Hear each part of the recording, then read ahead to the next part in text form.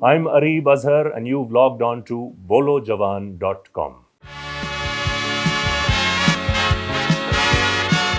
ये भी जरा सा आए समझे ना इसको। देखें अपनी अपनी सतह पे जिस तरह हम लोगों ने बहसीत इदारा PYCA ने भी इस चीज को टेकअप किया है। इस्लामाबाद पिंडी की सतह पे हमें बिल्कुल छोटे से स्केल पे राशन डिस्ट्रीब्यूट कर रहे हैं। मेरे कुछ दोस्त थे जिन्होंने भी पिम्स में जाके प्रोटेक्टिव गियर डिस्ट्रीब्यूट किया है, उन लोगों ने 100 फैमिलियों में राशन किया है। तो पीपल आर स्टेपिंग अप। ठीक है, अब आपके और हमारे ऊपर है कि जरा मारिया बी से पूछे कि उन्होंने कितने लोगों को राशन पहुंचाया है। ठीक है, उनका जो फानूस है वो किसी ने कहा जी इतना बड़ा फानूस तो मैंने फैसल मस्जिद में देखा था। तो इनको पकड़े भी मलिक रियाज से गए, इनसे गए, people will have to step up. मैं मानता हूँ। और ये देखिए हुकूमत ने जो 3000 का किया, फिर जो बढ़ा के 12000 किया, हुकूमत की कैपेसिटी वाकई में नहीं है और इस पर प्रेशर हमें तवक्कुफ नहीं रखनी चाहिए।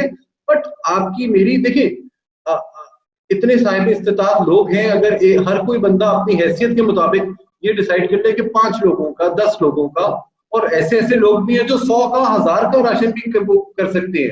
तो वही बात है कि हमने ये महीना 2 महीने का टाइम पीरियड निकालना है। बात आपकी बिल्कुल सही है, लेकिन हुकूमत जिस साइड पे आ रही है, जिस तरह खान साहब ने कल भी प्रेस कॉन्फ्रेंस में ये बात की है कि जी हमें सिस्टमेटिकली, देखिए आप और मैं अपने इर्द गिर्द, अब आपने बहुत सारी ऐसी वीडियोस देखी होंगी कि राशन लेकर आ रहे हैं, गाड़ियां आ रही हैं, बंदे हमारा मसला ये है कि हम सिंसेरिटी के अंदर तो जाते ही नहीं है।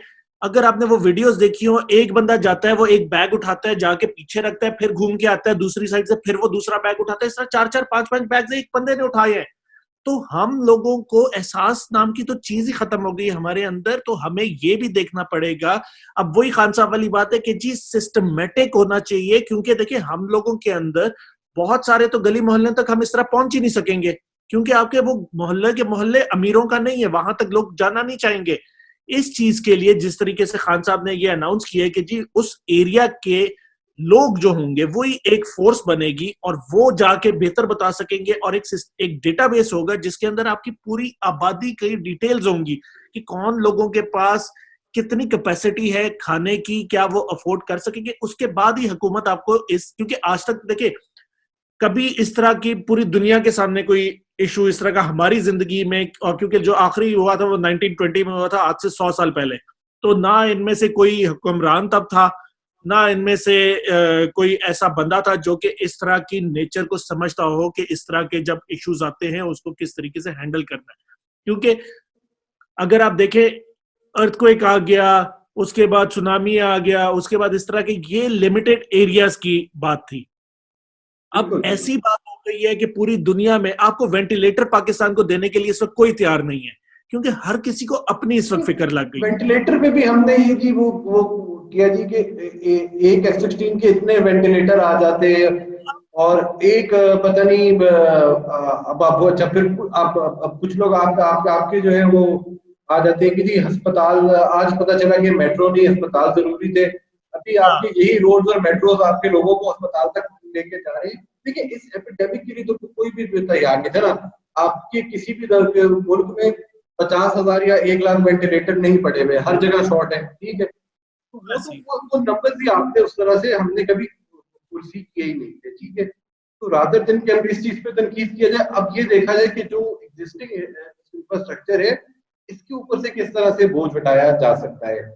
तो हम अगेन नाजरीन भी जो जो देख रहे हैं वो तजावीज दे सकते हैं कि आप हमारा जो हेल्थ इंफ्रास्ट्रक्चर है वो कैसे फंक्शन करे। क्योंकि मियां साहब एक तवज्जो जो मैं आपके इस पे लेके आऊंगा कि लोग कह रहे हैं कि इंफ्रास्ट्रक्चर पे इतना बोझ है कि सारा कुछ कोरोना की तरफ डाइवर्ट हो गया आपका ना।